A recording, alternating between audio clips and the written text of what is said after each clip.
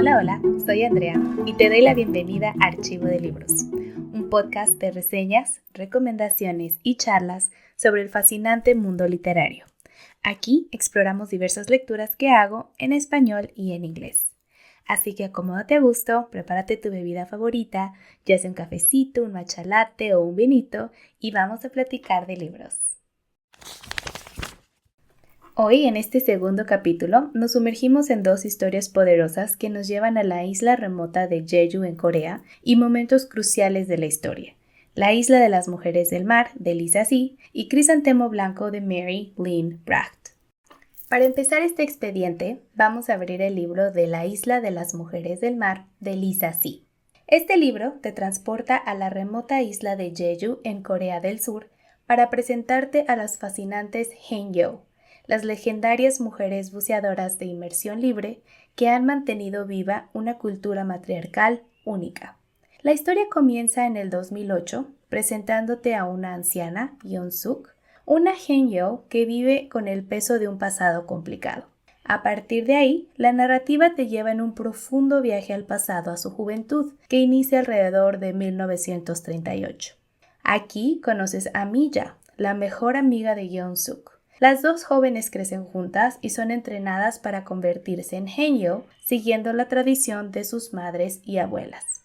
El libro te muestra cómo la vida de estas dos amigas y de toda la comunidad de Jeju se ve irrevocablemente impactada por los grandes conflictos del siglo XX, la brutal ocupación japonesa, el fin de la Segunda Guerra Mundial, la partición de Corea y, de manera central, el devastador incidente del 3 de abril de Jeju y la Guerra de Corea. A través de los años, su amistad se pone a prueba de formas inimaginables, llevándolas por caminos separados y marcando sus vidas con secretos, resentimientos y anhelos de reconciliación. Ahora, quiero hacer una pausa porque yo no conocía absolutamente nada de las Haenyeo y me gustaría compartirte un poco de lo que aprendí sobre ellas y que hizo mucho más interesante la lectura. Esto, por supuesto, va sin spoilers, solo para que entiendas por qué son tan especiales y el papel tan crucial que juegan en la historia. Las Haenyeo son buceadoras tradicionales de la isla de Jeju. Son realmente el corazón de la cultura local y fundamentalmente en la narrativa de este libro. Lo que más me llamó la atención es que son buceadoras expertas. O sea, imagínate, bucean sin ningún tipo de oxígeno, solo usando gafas, aletas y un peso para recolectar mariscos. Se sumergen a profundidades de hasta 20 metros y pueden aguantar la respiración por varios minutos. Eso es algo asombroso. Las Haenyeo, por otra parte, son las principales proveedoras económicas de sus familias. Esto invierte los roles de género tradicionales con los hombres, a menudo encargándose del hogar y de los hijos. Es un matriarcado en acción desde hace muchísimos años. Son un símbolo de fortaleza, ya que enfrentan condiciones extremas en el mar, corrientes fuertes, aguas frías y peligros marinos. Son unas verdaderas guerreras. Trabajan en comunidad. No solo son fuertes individualmente, sino que trabajan en grupos organizados jerárquicamente con un sentido de hermandad y apoyo mutuo que es palpable. Una de las cosas que más llamó mi atención es que desarrollan adaptaciones físicas únicas, ya que debido a su práctica constante desde jóvenes buceando, desarrollan una mayor capacidad pulmonar y una resistencia increíble al frío. Además de la bradicardia de buceo que optimiza el oxígeno. Son casi sobrehumanas. Además, son un legado cultural viviente. Su práctica está reconocida por la UNESCO como Patrimonio Cultural Inmaterial de la Humanidad, lo que subraya su valor histórico y cultural. En verdad, impresionante. Ahora, volviendo al libro, la historia sigue a Yeon-suk y a Miya desde el 1938 hasta el 2008 a través de sus vidas. El libro te sumerge en eventos históricos clave que formaron a Corea del Sur y que también me gustaría compartirte para que disfrutes más la lectura. Los primeros o los elementos históricos más importantes son de la ocupación japonesa, que fue desde 1910 y durante la juventud de las protagonistas. El libro describe la brutalidad de la ocupación, la supresión de la cultura coreana y cómo afectó la vida de los isleños, incluyendo la exigencia de las Hanyo bucearan para Japón. También está la Segunda Guerra Mundial, del 39 al 45, que aunque Corea ya estaba ocupada para ese entonces, la guerra global trajo nuevas tensiones y sufrimientos adicionales. Tenemos la liberación y la división de Corea en el 45. La alegría inicial por el fin de la ocupación japonesa rápidamente da paso a la tragedia de la división del país. El incidente del 4-3 o el levantamiento de Jeju, que pasó entre 1948 y 1949, es un evento central y extremadamente doloroso. Se refiere a la masacre de decenas de miles de habitantes de Jeju por parte del gobierno surcoreano anticomunista bajo el pretexto de reprimir una insurgencia comunista. Este es un momento de quiebre absoluto para la amistad de Jung-suk y Mi-ja. También tenemos la Guerra de Corea, del 50 al 53. El conflicto a gran escala que arrasó la península coreana y tuvo un impacto devastador en la isla. Finalmente, el libro te lleva a través del desarrollo postguerra hasta el presente, mostrando cómo el trauma y las decisiones del pasado persisten y afectan la vida y las relaciones de Jung-suk, especialmente su relación con Mi-ja. Para mí, lo más destacable de esta novela es la investigación tan profunda de Lisa See sobre la cultura Hanyo. Realmente te sientes ahí. La fuerza y la determinación de estas mujeres son inspiradoras, y la forma en que su historia personal se entrelaza de manera tan cruda y real con la historia social y política de Corea es simplemente magistral. La lectura me generó una mezcla de admiración, tristeza y muchísima reflexión sobre las decisiones que tomamos para sobrevivir y el costo de estas decisiones. Ahora, para ir más allá de la superficie, te comparto lo que para mí fue lo más desgarrador del libro, sin spoilers, pero con todo el impacto emocional. Hay un momento en el corazón del libro donde los personajes se enfrentan desde lados opuestos de la historia. Una decisión tomada bajo circunstancias extremas lo cambia todo. No solo define sus caminos, sino que siembra una herida profunda que arrastra por generaciones. Lo que más me marcó no solo fue el dolor de la separación, sino cómo la autora logra mostrarnos que en medio del trauma colectivo y la violencia histórica, lo que más duele son las decisiones íntimas, los actos de silencio, la traición involuntaria, el miedo y la falta de perdón. Este libro me dejó pensando en cómo los grandes conflictos también destruyen lo pequeño, una amistad, una promesa, una familia, y en cómo a veces el orgullo y el dolor heredado pueden pesar más que el amor. Es de esas historias que te hacen preguntarte, ¿y si yo hubiera estado en su lugar, habría podido perdonar? En conclusión, para mí este libro, en definitiva, tiene mis 5 estrellas de archivo. Me gustó especialmente por la fuerza de la amistad y porque me hizo reflexionar profundamente. En diferentes momentos del libro debo de confesar que las 2 protagonistas me desagradaron bastante, pero después comprendí sus motivaciones y me pareció hermoso. La historia me ayudó a entender cómo las circunstancias nos transforman y que nada es absoluto, sino que hay múltiples capas en todo lo que hacemos y sentimos. Además de que fue uno de esos libros que terminé y sentí que había aprendido mucho sobre un aspecto de la historia con el que no estaba familiarizada. ¿A quién se lo recomendaría? Bueno, es un libro que te recomiendo a ti si disfrutas de las novelas con un drama intenso y con un rico contexto histórico. Si eres como yo, vas a querer tener a tu ChatGPT o tu Gemini cerca para preguntarle cualquier duda que tengas sobre este contexto histórico. Esto hace la experiencia de lectura mucho más rica. Es de esos libros que concluyen de manera natural y satisfactoria. No necesitas más, no necesitas menos. Tengo que admitir que lloré por lo bien desarrollados que están los personajes y por cómo te acompañan a través de todas sus vivencias y situaciones. Este libro lo encuentras en inglés como The Island of Sea Women, en español como La Isla de las Mujeres de Mar, y está la versión de audiolibro en español y en inglés en Audible. Me gustaría abrir un expediente adicional con texto y continuaciones. Si te llama la atención aprender más sobre las Hangeul, te gustará saber que existe un documental en Apple TV que se llama Las últimas mujeres del mar o The Last of the Sea Women. Es producido por Malala Yousafzai y es una mirada real y emotiva a la vida de estas extraordinarias buceadoras de Jeju en la actualidad. Por otro lado, la Isla de las Mujeres del Mar también está siendo adaptada para una serie de televisión por una televisora independiente coreana. Aún no hay muchos detalles, pero espero que pronto nos den la sorpresa de que ya salió a la luz. Ahora me gustaría que fuéramos a la siguiente reseña. Crisantemo Blanco de Mary Lynn Bragg. Una novela que nos arrastra al mismo periodo de la historia coreana que acabamos de explorar, pero desde una perspectiva diferente y quizás aún más desgarradora. Aunque la verdad no he podido decidir, los dos libros realmente me parecieron muy fuertes. Si bien la conexión con el mar y el buceo es parte del trasfondo familiar de las protagonistas, esta historia se adentra en uno de los capítulos más oscuros y dolorosos de la ocupación japonesa. Es el de las mujeres de consuelo o Comfort Women.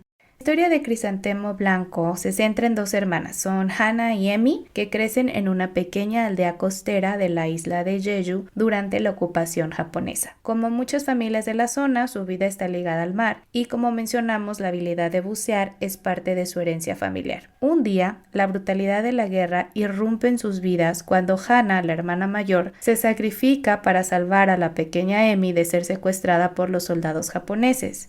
A partir de ese momento, sus caminos se separan drásticamente. La novela alterna entre dos líneas temporales, la del pasado, donde seguimos el horrible calvario de Hana en una estación de consuelo militar japonesa, y la del presente, que es principio del siglo XXI, pero no identifica exactamente qué año, donde una anciana, que viene siendo Emi, vive exiliada en Corea del Sur. Y cómo ella intenta lidiar con el trauma de su pasado y sobre todo buscar desesperadamente la verdad sobre el destino de su hermana Hana con la esperanza de encontrarla aún con vida. Hay varios aspectos a destacar en la cuestión de tema y estilo del libro. El tema principal, que es el de las mujeres del consuelo, es el corazón de la novela y la forma en que la autora lo aborda es desgarradora. Pero es muy necesaria a la vez conocer la historia de las mujeres coreanas y de otras nacionalidades que fueron secuestradas y forzadas a la esclavitud sexual por el ejército japonés durante la Segunda Guerra Mundial. La autora no se anda con rodeos al mostrar el sufrimiento, la deshumanización y el trauma inmenso que estas mujeres padecieron, pero también lo hace con una profunda sensibilidad. La resiliencia y la resistencia femenina, a pesar de los horrores indescriptibles de la novela, es un testimonio de la increíble capacidad humana para sobrevivir y encontrar la resistencia incluso en las circunstancias más inhumanas, porque vamos a ver en el libro cómo Hana intenta, a pesar de todo, mantener su dignidad y su espíritu. Otro tema fundamental es el vínculo fraternal, porque la relación entre Hana y Emi es el motor emocional de la historia. La promesa tácita de Hana de proteger a Emi y la búsqueda incansable de Emi por la verdad son los hilos que tejen la narrativa y te dan un poderoso sentido de esperanza y propósito. Es un amor fraternal que trasciende el tiempo y la distancia. También tenemos la búsqueda de la verdad y la justicia histórica. A través de la historia de Emi en el presente, la novela aborda la lucha de las mujeres de consuelo por ser reconocidas y obtener una disculpa por parte del gobierno para asegurar que su sufrimiento no sea olvidado. Es un recordatorio de que la historia no debe silenciarse. Finalmente, la estructura narrativa que alterna entre el pasado y el presente mantiene la atención y te permite ver las cicatrices del trauma a lo largo de las décadas. La prosa es evocadora y logra transportarte a los diferentes escenarios, por dolorosos que sean. Y así como te platiqué de las Hangeul, me gustaría detenerme un momento para hablarte de algo que, aunque es doloroso, es súper importante entender para apreciar la dimensión del libro, y es el concepto de las llamadas Comfort Women o las mujeres de consuelo. Este término, que suena casi inocente, es el eufemismo que utilizó el ejército imperial japonés para referirse a las mujeres que fueron secuestradas, engañadas o forzadas a servir como esclavas sexuales en burdeles militares durante la Segunda Guerra Mundial. La mayoría eran coreanas, pero también hubo mujeres chinas, filipinas, indonesias y vietnamitas, incluso algunas mujeres de Europa del Este, y se calcula que fueron alrededor de 200,000. Estas mujeres fueron sometidas a violencia sistemática, aislamiento, enfermedades, humillación y traumas que marcaron el resto de sus vidas, y durante décadas sus historias fueron silenciadas por vergüenza, miedo o presión política. Muchas solo pudieron hablar cuando ya eran ancianas y otras nunca tuvieron la oportunidad. Así que cuando un libro como Crisantemo Blanco recupera estas voces, aunque sea desde la ficción, lo que hace es algo muy valiente porque abre el espacio para recordar, reconocer y no permitir que esta historia quede enterrada en el olvido. Y cerrando el paréntesis de quiénes fueron las mujeres de Consuelo, me gustaría regresar al libro y compartirte qué fue o por qué fue que me dejó tan marcada. Igualmente esto va sin spoilers. El corazón de la historia es una herida que aún está abierta en la historia de Corea y de miles de mujeres y de sus familias, que fue la esclavitud sistemática ejercida desde la ocupación japonesa. La autora nos lleva con una honestidad brutal y al mismo tiempo con mucha sensibilidad al centro de esa violencia. Pero lo que a mí más me impactó no solo fue la crudeza de los hechos, que me dejó impactada, sino el retrato de la resistencia emocional, mental y física de sus protagonistas. A lo largo de la historia presenciamos cómo el trauma, la culpa y el silencio, así como la necesidad de justicia, marcan generaciones. Hay momentos de enorme oscuridad, pero también pequeños destellos de dignidad, de humanidad y de una voluntad de vivir incluso cuando todo parece perdido. Uno de los temas que más me tocó fue esa sensación de que a veces el pasado no se puede remediar, pero se puede comprender. Que el duelo no siempre tiene que ser un cierre feliz, pero sí puede transformarse en memoria y en homenaje. Crisantemo Blanco no es una lectura fácil para nada, pero sí es necesaria porque siento que te obliga a mirar de frente a una historia que ha sido silenciada por mucho tiempo y nos invita a reflexionar sobre la justicia, la memoria y el perdón. A mí me dejó con el corazón apretado y con una pregunta resonándome en la mente: ¿cómo se sobrevive a lo imperdonable? Para mí, leer Crisantemo Blanco fue una experiencia muy conmovedora y muy difícil. Hay momentos que me revolvieron el estómago por la injusticia y la crueldad, pero también hay una belleza trágica en la resiliencia de Hannah y en la determinación de Emi. Es un libro que te obliga a reflexionar sobre la capacidad de recuperación del espíritu humano y la importancia de recordar los capítulos más oscuros de nuestra historia para evitar que se repitan. ¿A quién se lo recomendaría? Bueno, te lo recomiendo si te interesan las novelas históricas que abordan temas difíciles con mucha sensibilidad. Si buscas historias de supervivencia y lazos femeninos fuertes, o si quieres conocer más sobre un aspecto muy poco divulgado, pero crucial de la historia de Corea y la Segunda Guerra Mundial, Crisantemo Blanco es lectura obligada. O sea, es un libro que duele, pero que también ilumina y educa. Como puedes imaginarte, en definitiva tiene mis 5 estrellas de archivo y te lo recomiendo muchísimo. Lo encuentras en inglés como White Chrysanthemum, en español como Crisantemo Blanco, y en audiolibro únicamente está su versión en inglés en Audible.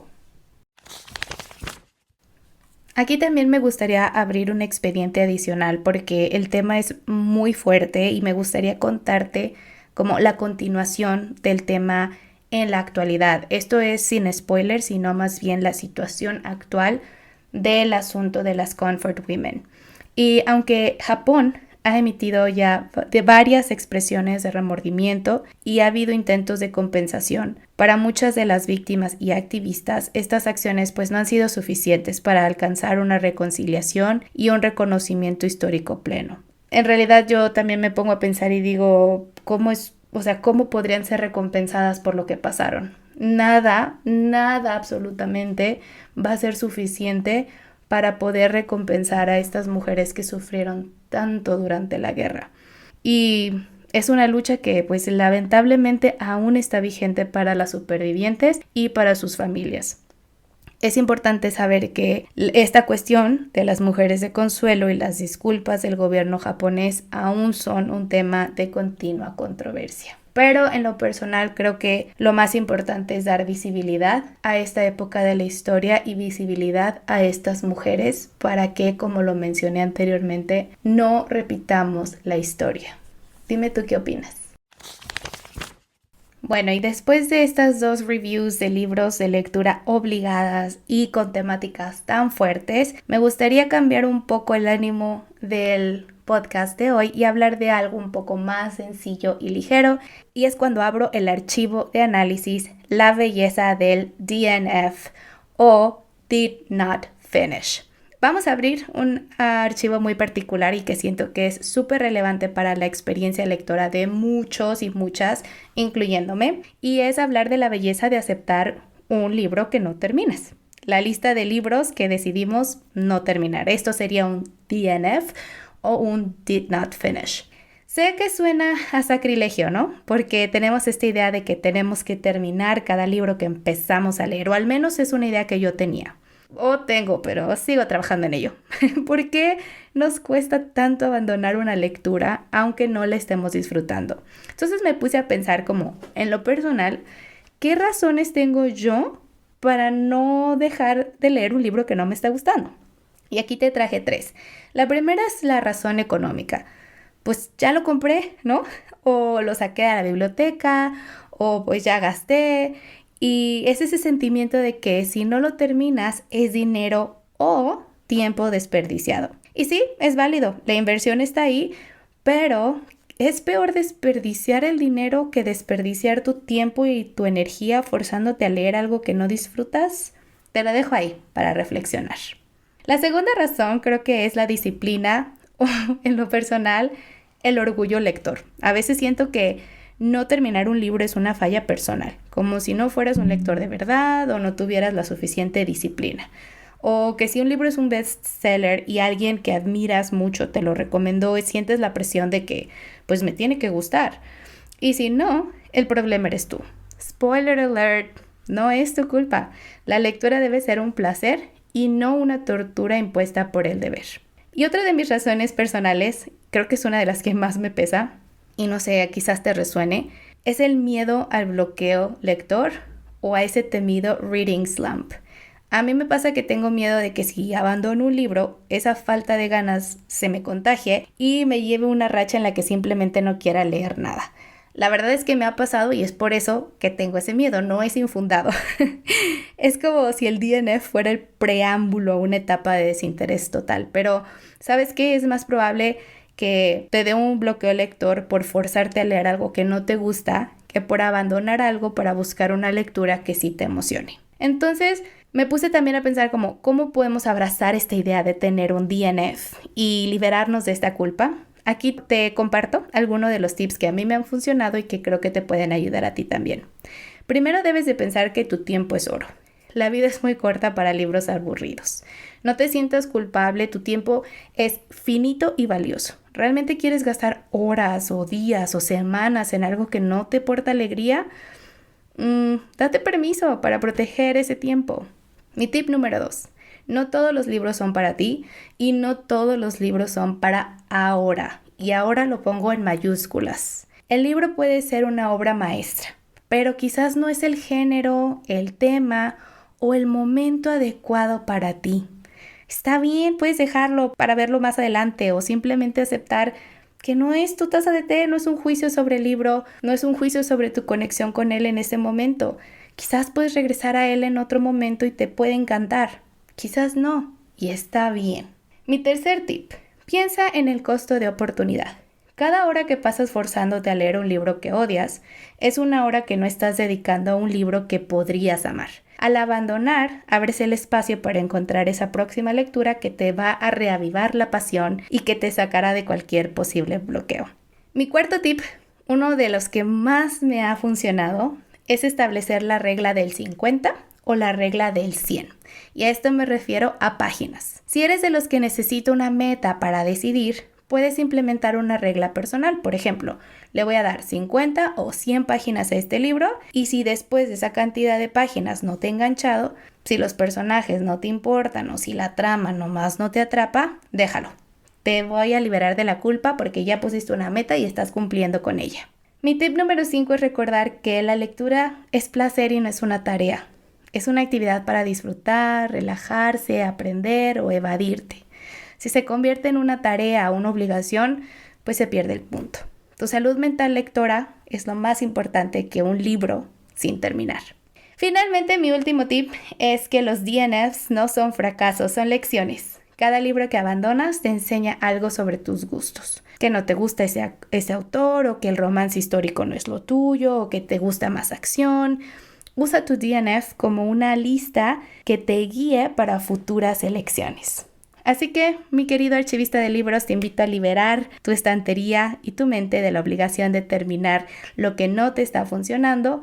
Abraza tus DNFs, celebra tu libertad como lector y prepárate para encontrar esas historias que sí te harán disfrutar.